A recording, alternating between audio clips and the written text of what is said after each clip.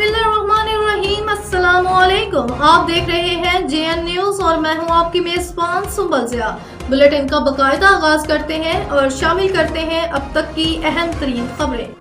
Sialkot deputy bureau chief doctor Mohammad Shabbir थाना मुरादपुर का कानून शकनी करने वालों के खिलाफ ताबड़तोड़ कार्रवाइयों का सिलसिला जारी है। 5 किलो से ज्यादा मंशियात असलह भी बरामद, 7 मुलजमान गिरफ्तार कर लिए गए।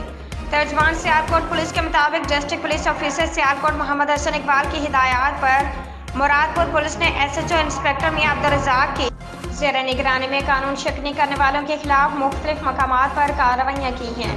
मंशियात के मुकदमात में मुलविस शाहिद कमर, मोहम्मद आरिफ और गुल आगा के कब्जे से मजमूई तौर पर 5 किलो से ज्यादा मंशियात बरामद की गई, जबकि मुलजिम कर्स हेरिस, सलमान अमजद, अली हसन और आसिफ इकबाल से 2 पिस्तौल और 2 बंदूकें बरामद कर ली हैं।